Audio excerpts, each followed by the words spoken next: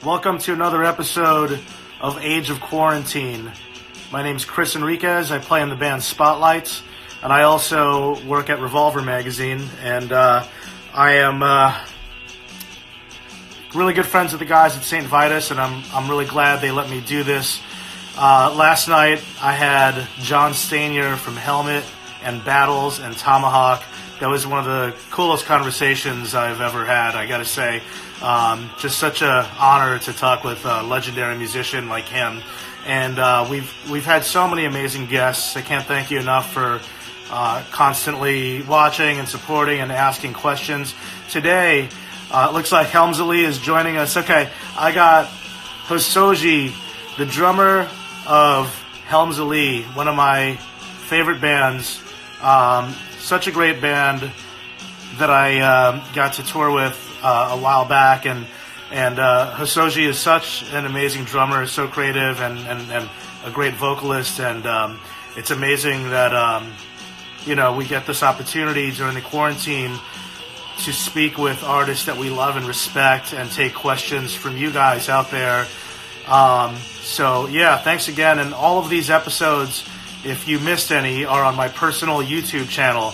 All you have to do is go on YouTube and search Christopher Enriquez, and you'll see past interviews with Incendiary and Dillinger Escape Plan and Spotlights and Primitive Weapons and Russian Circles, King Woman, Brave Young. Man, it's only been a little over a week and we've done so many.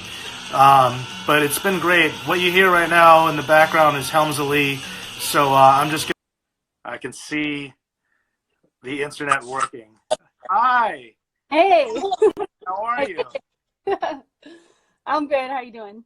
I'm doing great. I'm pretty good at talking. So I've been doing this for about 2 weeks now. So I've been interviewing artists every night at 8 o'clock. Yeah, trying to keep people entertained. It's what I know. It's what I know best. How's the quarantine been?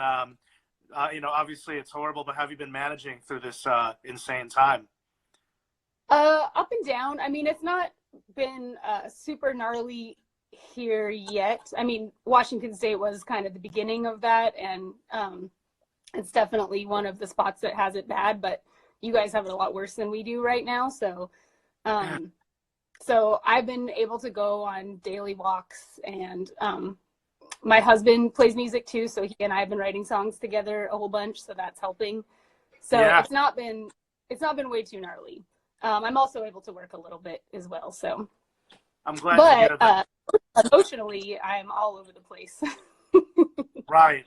Yeah, no, I feel you, and I know that this affected your schedule with the band. I mean, you guys were supposed to play Roadburn. I was actually going to be there as well, so it's a total bummer.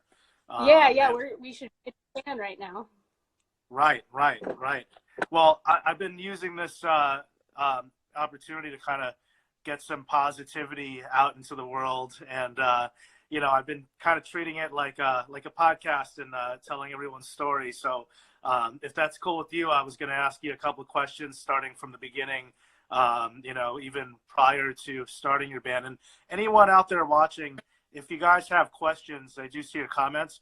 There's a question mark box. It's a lot easier for me if you submit your questions that way, so I could keep track of it. So if you do have any questions, I'll get to them, and you can use that functionality on the bottom of the screen.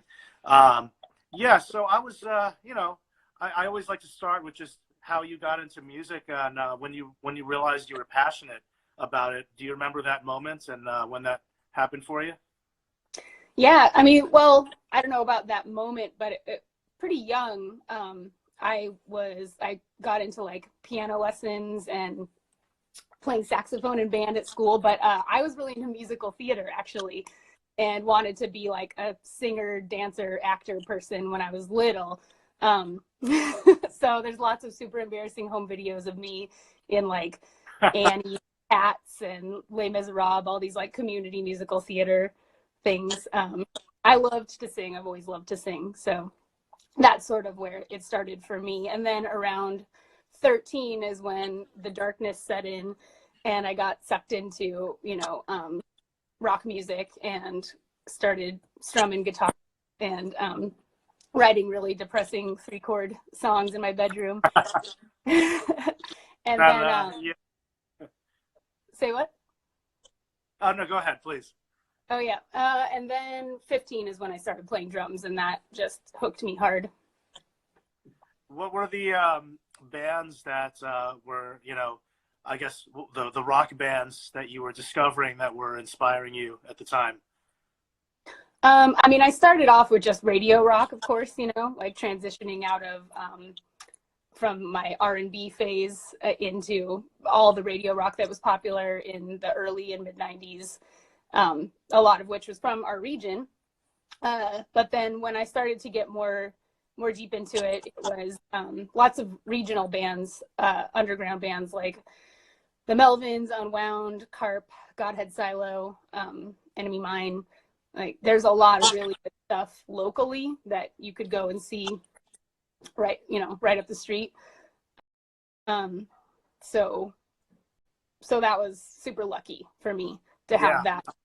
I was going to ask you about the local scene, because Seattle obviously has been on the map for decades for having such amazing art and music and all sorts of creativity going on. Were you around around what year were you starting to go venture out and see shows?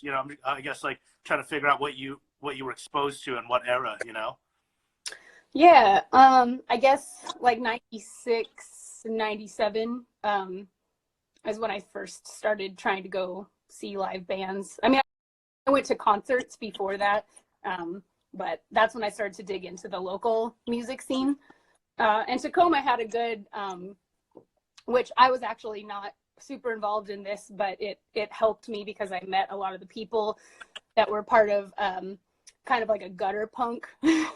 Okay. Tacoma, like train hopping gutter punks that made really rad, weird music.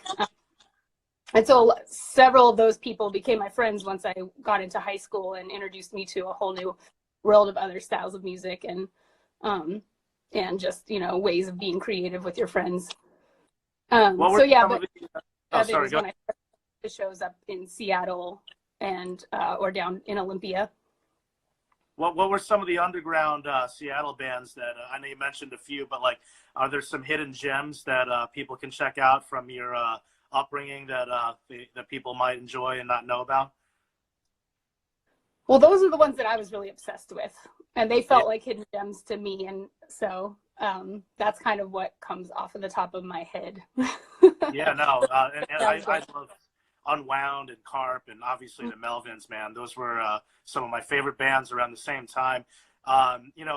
Obviously we're on the St. Vitus Instagram, so a music venue here. And before we had St. Vitus, we had CBGBs and stuff like that. What were I know a lot of the venues in Seattle from the documentaries and stuff, but for you, what were your St. Vituses or your CBGBs growing up that you frequented as a as a teenager or in your 20s? Yeah. Well, when it was all ages years, it was the Rock Candy and Velvet Elvis was a really rad one. And then down in Olympia there was, Capitol Theater. Those shows were always really exciting and fun. And then once I was old enough to get into bars, then the Comet was kind of the sweet spot for a really long time in Seattle and Capitol Hill. That just, was the perfect amount of gritty, shitty, fun spot to hang out and be with your friends and out to good music.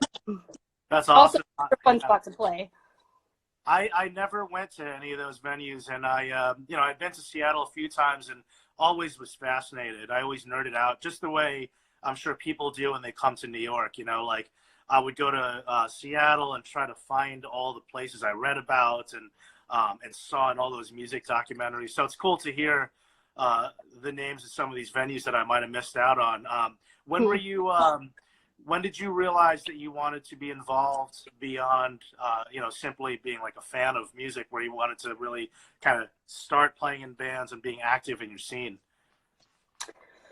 Well, I was 17 when I started playing in a band where we were actually writing music, like writing songs formally, not just getting together and bashing. And so it wasn't too long after that that I started to fantasize about, could I play shows? Could I be one of these people doing that? I was certainly inspired to by that point. I have a kind of pivotal moment of going to see Unwound at the Backstage Capitol Theater in Olympia, right after I got my drum kit, and just like, I'm sorry, I'm getting a whole bunch of text messages from my mom and cousin right now, so they're kind of like dropping in on my screen. Take them, go away. So anyway, but at that show at the Capitol Theater Backstage Unwound, right after I got my drum kit, that was sort of when I was like, that is what I want to do. But yeah, I didn't play my first show until I was 20. So there was a good chunk of time in between deciding I wanted to do it and actually pulling the trigger and playing at a local coffee shop in Tacoma.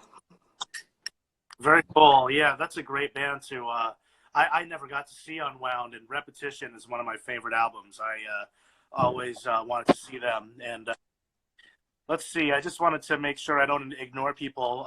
We got a cool comment from the Blue Bear. It's 1 a.m. here right now, but this is worth the headache in the morning. Big ups to Helms Alee. Thanks, Blue Bear. Appreciate it.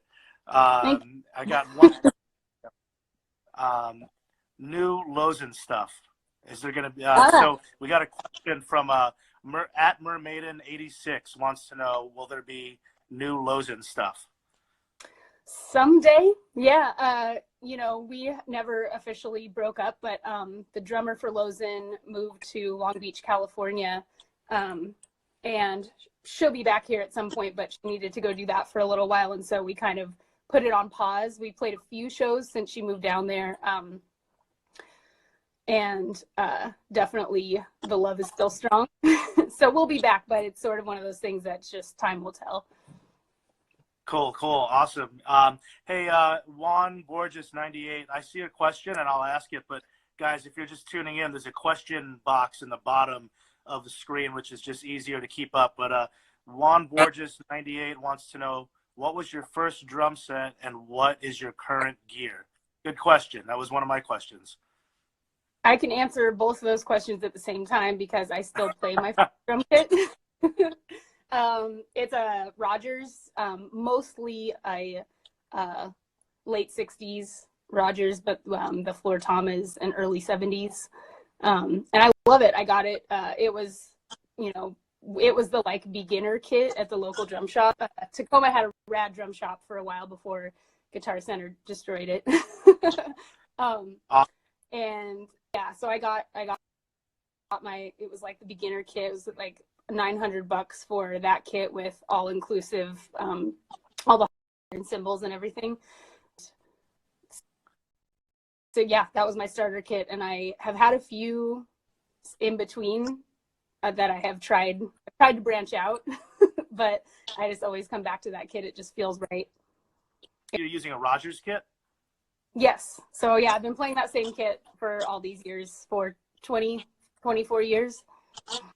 Awesome. Very cool. I love Rogers. That's a very vintage sound, which I hear, you know, in the recordings and when I see you play live. That's why I was going to ask you. There's a vintage vibe going on with a lot of the equipment that you're playing. John Lamacchia, shout out to John Lamacchia from Candiria and Squalicopa, wants to know, what about Graceland? Is that a venue that you enjoyed playing at? I never played it when it was Graceland. It's El Corazon now, and I've played El Corazon a bunch of times. But yeah, it was Graceland before that, and I think the Off Ramp, it was called Off Ramp before that, or vice versa. But I probably went to a show at Graceland at some point early on. Very likely. Cool. Juan Borges 98 also wants to know, what kind of cymbals do you use? Oh, let's see. Right now I have Zildjian, I have a couple Zildjians, the projection crashes. I am not and as evidence of that, I've been playing the same kit for 24 years. I'm not much of a gearhead. So I kind of just find what works or what I can afford. In terms of cymbals, a lot of it has to do with what sounds good enough and what I can afford. So I'm not super picky about that sort of thing. As long as it's not like really, really gross sounding, then it's probably fine for me. I like, I've had the same ride cymbal for a long time. It's a Sabian Paragon, which is the Neil Peart series, and I really love the way it sounds. And it's reasonably priced. But yeah, I'm Awesome. I'm kind of a lazy when it comes to that sort of thing, gear in general, and also with like guitar. Speaking of Lozen, like, you know, once I found stuff that worked, I just stick with it. I'm with you, man. That's the punk rock way. You know, as much as I love playing, you know, it's the same kind of deal. It's like whatever sounds good. You know what I mean? It's not one of those things that I personally look into too much as well. But one more drum question I'll take from Charlie Magnarellis, and then I'm going to go back to some of the questions I had. But do you have any pointers for a drummer who wants to sing and play at the same time? Just start doing it. I mean, I pretty much, like I mentioned earlier, I've always loved singing. So I pretty much right away when I started playing drums, just started like screaming while I would play beats. And then I, you know, started slowly trying to introduce melodies and rhythms into that. And I did a lot of that just on my own, where I could be as bad at it as I wanted to without getting embarrassed. Yeah. So, you know, I mean, really, it's just a matter of doing it. It's, you know, with anything in life, like the more you do it, the better you get at it. So there's not in my brain any, like, trick that other than just practicing. And don't be afraid to suck. Yeah, that's a great lesson. It's just like, you got to just dive into it, man. And it's not going to be good the first time, or it might. I don't know. You might be just that talented. So going back to some of the questions I had written down earlier, when and how did Helms Alee start? How did you and the rest of your bandmates get together? I know Harkonnen, I was a fan before many years ago, and you know, I was really excited when I found out that Helms Alee was getting started. But how did you all get together? So Ben and Dana started playing together before I joined. Ben and Dana met around the same time that Ben and I met, because we were both from Tacoma. We were both living in Tacoma at the time. And an old band that I was playing drums in, we crossed paths, and he recorded our first record. And so he and I kind of became friends through the music scene before we started trying to play music together. So fast forward a few years after meeting and making that record with him, he had moved to Seattle, and we had sort of slightly fallen out of touch, not necessarily on purpose, but just hadn't talked in a while. And so he called me up out of the blue, and we were chatting, and he mentioned that he was playing with this new bass player, and that they were looking for a drummer, but they were having some trouble locking someone down. And I was like, well, I play drums. And I was really active with Lozen at the time. So he was like, I didn't even think that you would be open to that because you got Lozen. And I was like, well, I really miss playing drums, and I'd love to do that again. So yeah, he invited me out. Actually, he invited me out sailing, because he's a sailor. And so I think I realized later, I didn't notice this at the time, but I think it was sort of him testing the waters between me and Dana. Because that's when I met her for the first time, was on his sailboat, and didn't really say like, oh, this is, you know, Dana, this is the person we'd be playing with. He just sort of took us out, and we hung out with her and some other friends, and she and I hit it off pretty straight away as well. So yeah, then just like a couple weeks after that, we got together for our first practice. And it's just one of those things, like, it's really hard and precious to find people that you adore as humans and can make music with. That shit is real special, hard. And there's been so many times where I've played with friends who I loved the way they wrote music, and I loved hanging out with them. And when we got together to try and jam, it's just something doesn't quite click, and you just can't make something. You can't come out on the other end with something. You can make noise together, and it's like fine and fun, but I found it pretty much immediately super easy to write songs with those guys. You know, it just comes out pretty naturally. Yeah, and it still does. I mean, we've been a band for 14 years now, and we get together and just accidentally write songs. You know, it just kind of happens. Absolutely. I hope these are good freeze frames. I have them like. You know, when you know this, when you're a musician and getting photographed at shows, it's almost impossible to control what images of you end up in the internet, especially when you're a drummer. Yeah. So, but no, you're. Is that Dana watching us, sending us? Is that Hello Anxiety? I think that's Dana, right? Yeah. That is Dana. And Ben's had some really entertaining stuff going on his Instagram channel. So if you guys follow him, you should check that out. Yeah, no, you know what I love about Helms Alee? That some bands, the most special bands, have this in common with you, which is that the members are irreplaceable. So, you know, when you take I don't know, those are my favorite types of bands, where if you took a member and replaced them, it'd be impossible for the band to be the same. And that there's only a few bands like that. Like, you know, Rush is one of those bands where you cannot take somebody out. And, you know, and there's a handful, you know, that I'm sure I could pick out, but it's cool that you guys found each other and that you do get along that well. Yeah. So got a special thing going on, man. And I'm going to ask a couple more questions about drumming, not just because I'm a drummer, but we kind of bounced around a little bit. But are you self-taught? Mostly. So in order to get that first drum set that I was begging for my dad, I had to promise to take a year of drum lessons. And I did, and I actually ended up taking that year with two different drum instructors. And so I had one kind of jazzy dude and one more rock double kick, you know, dude. And that was cool to have those two different perspectives. But as soon as my year was up, I was like, sweet, I'm done. I, you know, paid my debt and promised I would take lessons. And then I did actually again, my senior year of high school, I graduated. I was set to graduate, but I was two elective credits short of graduating. And so in order to graduate, I took independent study drum lessons and independent study photography.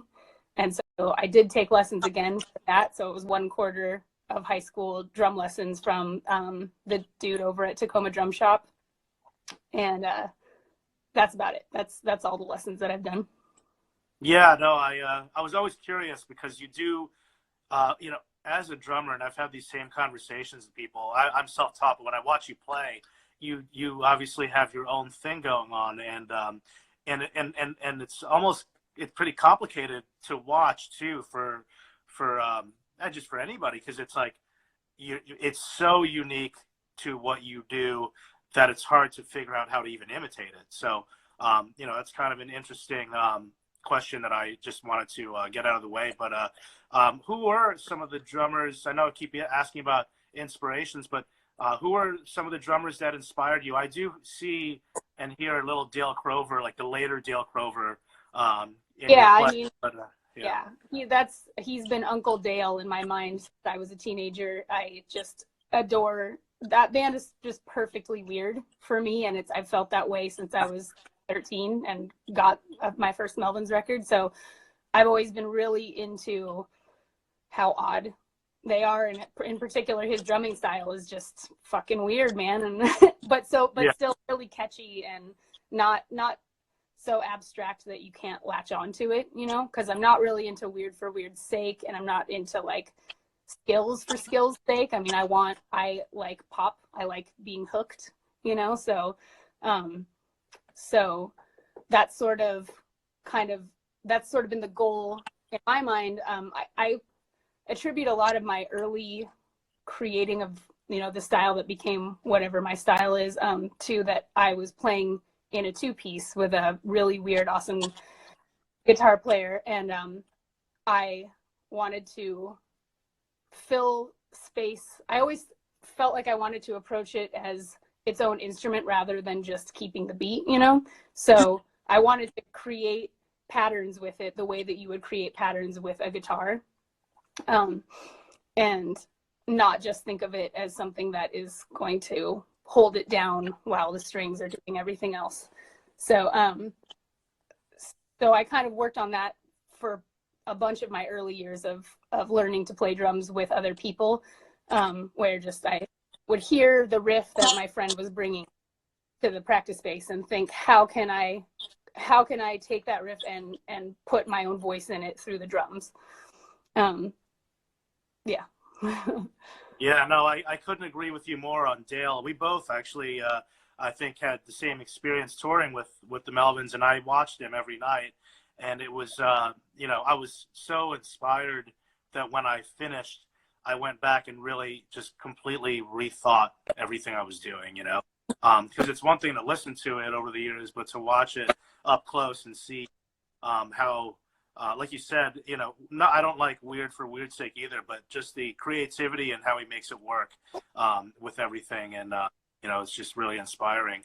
Kind of a funny question related, but there are a couple like famous or popular singing drummers. Dale is obviously a singing drummer, but do you have any favorite singing drummers that you can drop names for us to take note of?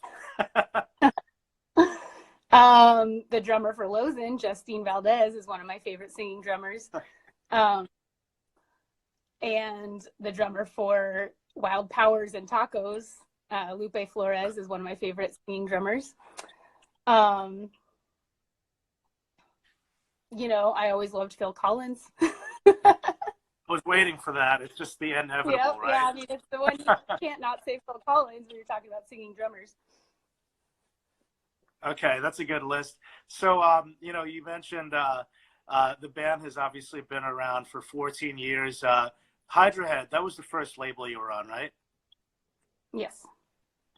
How did you guys, Hydra Head was a legendary label for me growing up, listening to a lot of the bands on their roster. How'd you guys link up with Hydra Head early on? Ben already had a bit of a relationship with them from Hart Conan days and stuff.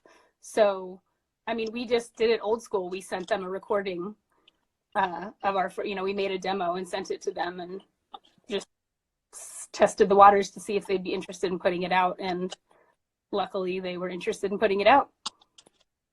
Awesome. Yeah, no, the label put out so many legendary releases. So it's cool that you guys ended up on the roster there. And then Sargent House, is that more recent, or when did you guys end up with Sargent House? I know the last record, or was it the last two?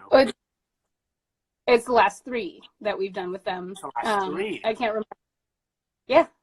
I'm terrible at dates, so I don't remember specifically, but I guess if I'm thinking about chronologically with albums, it's probably been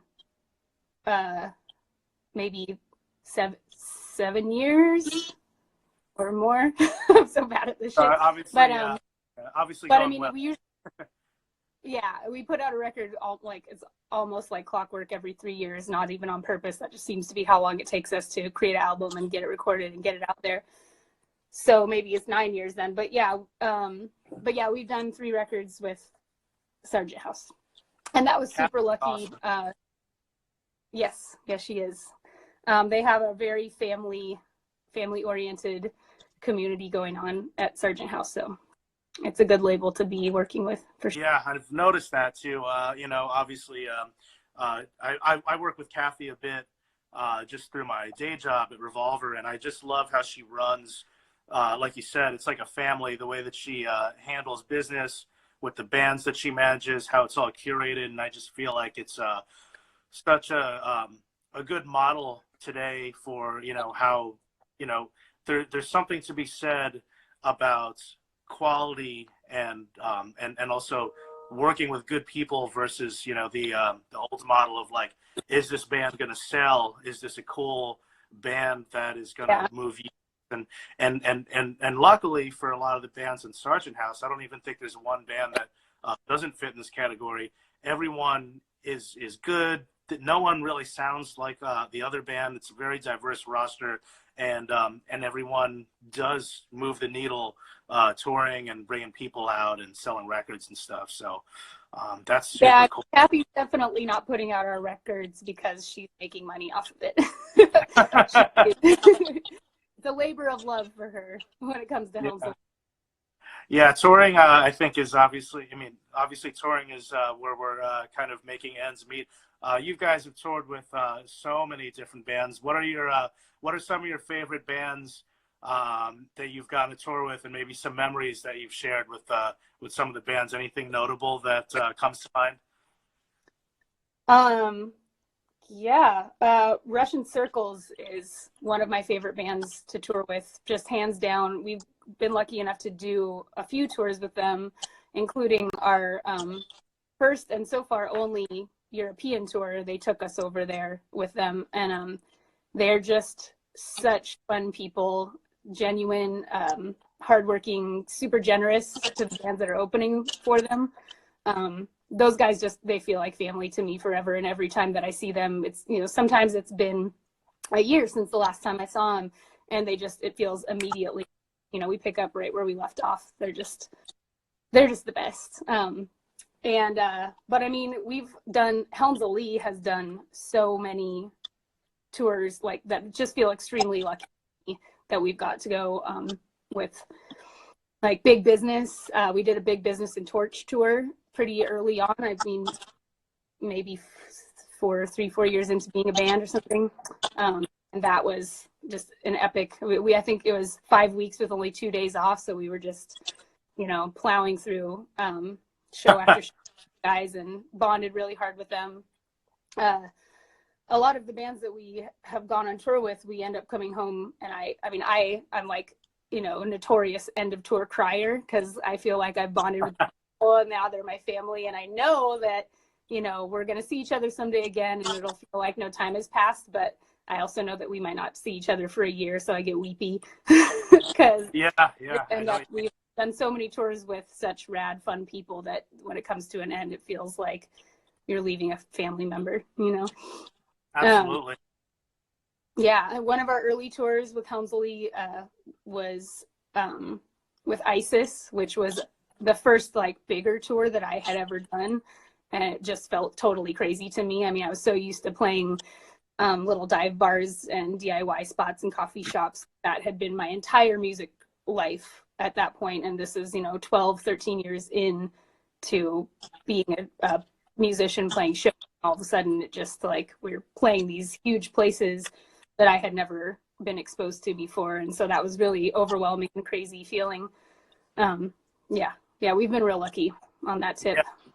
I love the guys in ISIS, and that answered one of my questions, which is like, what was your first like oh shit moment? Which is like, I think when you're playing, kind of what I like to call outsider music, meaning like, not you're not a musician making music as a commodity. It's not like you're in a pop band, right? So when you play this sort of outsider music, and you end up in a place, even when you're in a band like ISIS or any of the bands you mentioned, it's just so much more special, I feel, because you're like, I was playing at VFW halls or coffee shops, and now I'm in like fucking some crazy space in front of however many people, 500 people, 1,000 people. And we got a couple of comments from people that really enjoyed the Earth tour, which I got to see when it came to New York, and that was a fantastic bill. And I also want to go back to you guys when you went tour to Melvin's, got to share a stage with them and play a couple songs with them at the end, right? Yeah. That must have been cool for you. Yeah, I mean, that's an oh shit moment for sure. For 13-year-old Hose, that was like, what the fuck is happening right now? But again, those people, those dudes are such like sweet, genuine, normal guys that it, pretty quickly from feeling like, oh my God, I can't believe this is happening, to, oh yeah, I'm getting to do this thing with my friends. So yeah, that was dreamy though. That was really fun.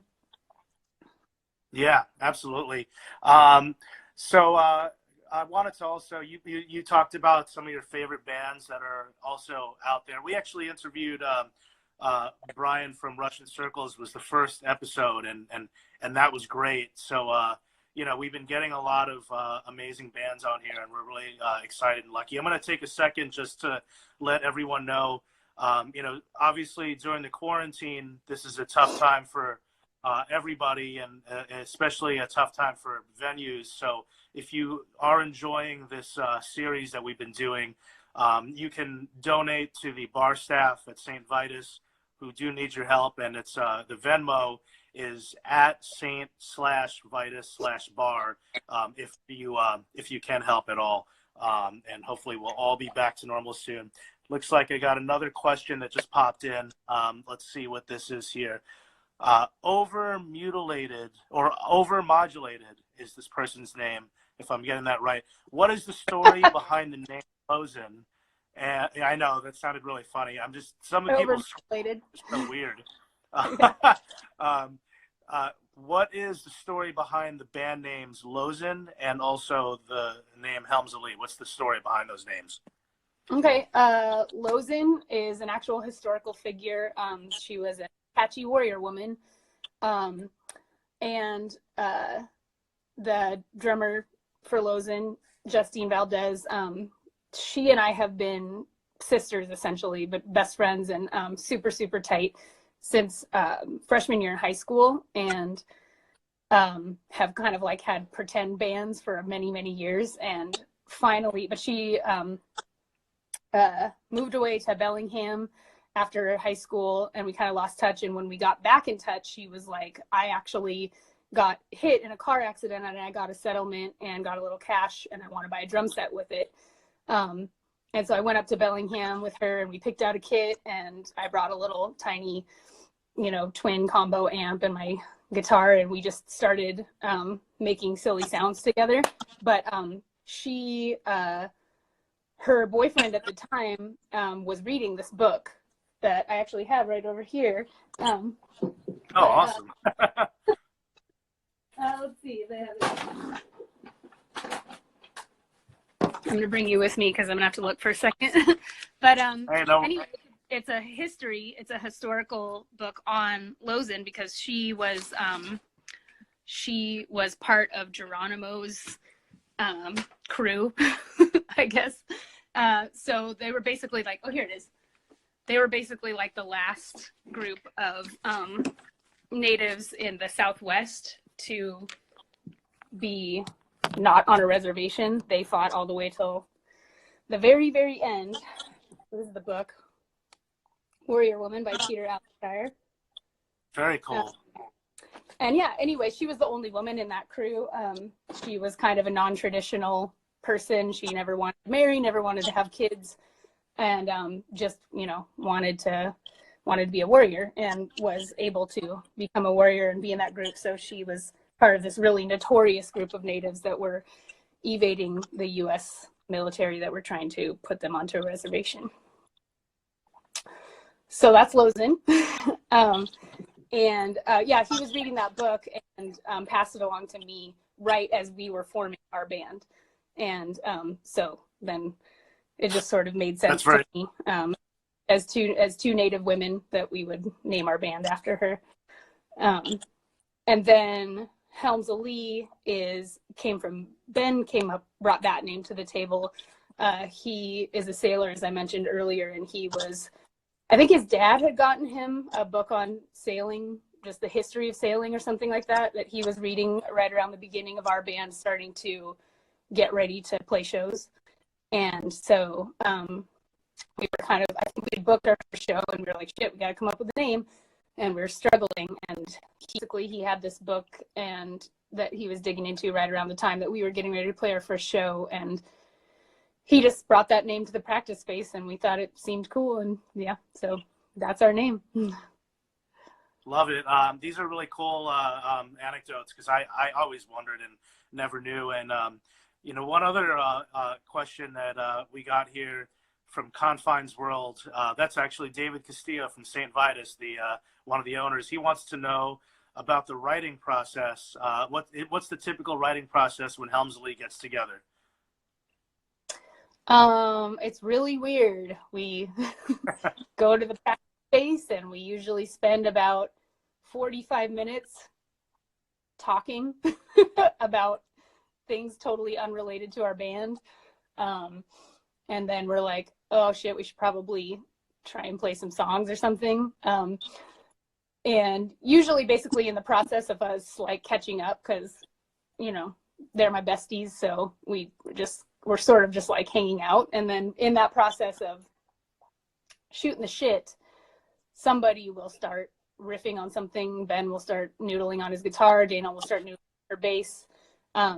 And some kind of interesting to us riff will start to form. And then we're like, let's grab that. Let's see what we can do with that.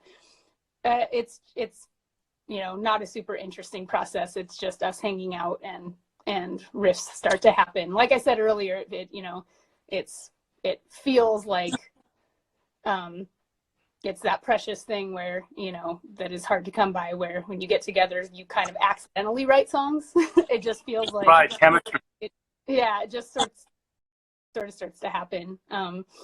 Yeah, feels pretty easy. So once we start, you know, building on riffs, then we'll get a little bit more talky about it. We'll start to discuss, like, you know, what the structure of the song should be. But for the most part, it's just a lot of noodles that turn into songs. Yeah, no, and like you said, the chemistry works out in such a way that the finished product is, you know, you're always lucky when you find people you could do that with. Lyrically, I was going to ask this, and I have a question from somebody above, which I'll tie this into their question. But do you guys collaborate on lyrics, or how does that work when you put the lyrics together? Yeah, well, sometimes so, you know, all three of us sing and all three of us write our own parts for the most part. But sometimes if one of us has written a vocal part and a lyrical part before the others, and the others are going to sing along, then we might exchange, like, here's what I'm saying, here's what I'm talking about, in case you want to try and get in on that theme. So sometimes we're working together on a theme, but most of the time we all just kind of sing what we feel like singing, you know, and don't really collaborate. We just sort of, just like sort of mash it together. Yeah, I've been in bands, like, it's like open form, like everyone's got their own thing that they're expressing through the song. So the song isn't necessarily about one thing, right? Right, yeah. I mean, sometimes in the studio where we're like, oh, that's what you're talking about, you know, and we're like singing, we're both singing on this song, but I had no idea what that's about, you know. Yeah, well, that kind of answers this person's question in a way. Well, maybe not. Let's see. But you have an Australian fan, Pam Paps, wants to know. Hey, Pam. Hey, Pam, how you doing? Do you get influenced by politics with your music? Greetings from Australia. Yeah, definitely. I would say a lot of a friend from the Seattle music community, after this last record came out, I saw him at a show and he was like, man, that's really dark. I was thinking, okay, because that record's really dark, and that's for us. And I definitely wrote some lyrics that were pressing and you know, getting out my frustration with the way things were going here politically. So definitely that stuff creeps in anyhow. Awesome. And I apologize, Hozi, we got most of that, but we were experiencing some more of the freeze frames and stuff going on, but I think we got the gist of that. Yeah, so this is another question that we have from, let me get the Specimen Adrenaline wants to know, do you have any plans to record again soon? We don't currently, but we have been writing a bunch. Well, not a bunch, but we have like a handful of new songs that we're working on. And that's sort of been kind of the main focus, especially since all this crazy stuff kicked in. You know, we're like, well, if we're not going on this rad adventure tour to Japan and Europe, then we're going to make songs. We're going to make new songs. So hopefully that will be the good thing that can come out of the other end of this for us. And so, yeah, we're cool. Hopefully not too far off in the future, we'll be recording again. Yes, and hopefully, like you said, if everything works out and, you know, things get rescheduled, you'll be back playing again. Hopefully Roadburn will happen at a later time and all that. So we're at the 10-minute mark where we basically, it kicks you off once you hit the full hour. And I used the last 10 minutes to ask a couple generic questions. So this is the one that I usually start with. I mean, we all want to get out of the quarantine, but let's just say we're stuck in it for longer than we want to be, and you have 5 records that you can keep. You're stuck with 5 records. What are those 5 records? Oh, fuck. Everyone always says, oh, fuck. That's a gnarly question. So. That's a pretty hard question for me to answer. And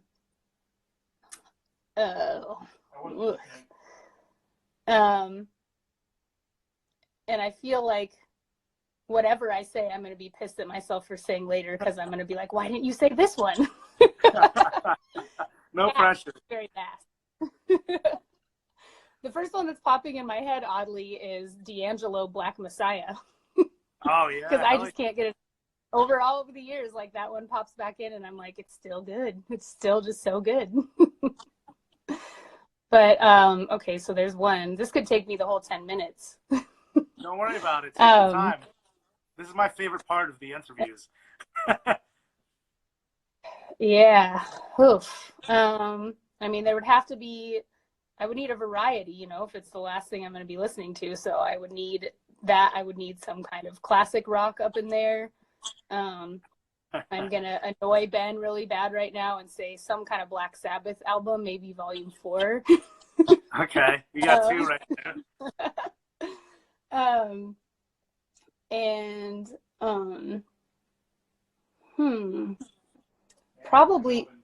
Probably some kind of like some kind of jazz thing, I think, because I do like jazz and I would need a different mood. I don't know. What? I know, I'm trying to I'm getting suggestions hollered out in the room. I hear you. What's your next question? We got you on a freeze frame. Oh, shit. That actually is my last question for you, but I think we still have time for yeah, that's usually my last question, but yeah, but that's a good list though. That's a top 3. You got maybe like a Bessie Smith greatest hits or something like that in there. Some kind of cozy blues. Love me some Bessie. Love it. Well, this has been awesome, and I'm glad that you made time for us to do this. And like I said, hopefully we'll be seeing you out on the road and just getting back to what you do, and you know, and this will all work out. So, you know, I'm sending you guys a lot of love to you and the band, and and thank you so much. And are there any last you know, shout outs or comments or anything you want to say to everybody before we wrap it up? Nothing in particular. I love the music community. I'm so happy to be part of it. And this has been a very sharp reminder of how important it is in my life and how much we all need each other and need this shit to exist.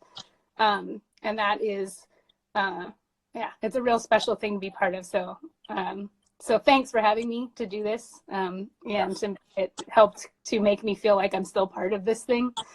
Other than the shit I'm doing in my basement, you know. Yes. This community, the bigger picture still exists. We're all still here for each other, and we'll see each other on the other side.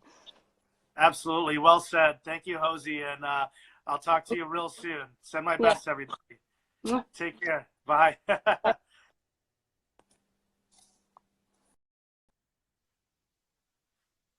All right, everybody. Thank you so much for tuning in. I had a great time talking to my friend Hozoji from Helms Alee, and I want to urge you guys that if you, I know everyone's kind of going through this right now, but if you have the ability to help out, St. Vitus could use your help. We have a virtual tip jar. It's a Venmo account. It's at Saint/Vitus/bar. You know, like I said, hopefully we'll get back to business and everyone can get back to what they do. If you if you tuned in late or in the middle, or if you just want to watch that all over again, my social media, you can go to my YouTube channel by looking up Christopher Enriquez. I have a channel. All the episodes are on there with Russian Circles, Dillinger Escape Plan, Incendiary, Battles, Helmet, Tomahawk, King Woman, and tomorrow my co-host, David Castillo, is going to be speaking with Ethan McCarthy of Primitive Man. And then we'll be back next week and posting the schedule. But you could follow me at, shout out to at Hello Anxiety. Shout out to Dana from Helms Alee. Thank you for hooking that up. Really appreciate it. You guys could follow me at Chris Enriquez Drums. I play in the band Spotlights. I work at Revolver Magazine. You could follow at Revolver Mag. Thank you to St. Vitus for letting me do this on their channel. And if you want to watch more content, I'm going to keep it going on my channel at Chris Enriquez Drums on Saturday. The St. Vitus program's Monday through Friday, and then I move it to my channel on Saturday. I'll be talking with Chaka Malik of Burn and Orange 9mm and Freddie Alva of Urban Styles Graffiti to talk about a documentary called New Breed. It's a New York hardcore documentary. It's about a compilation they put out in the 80s, and it's streaming online right now.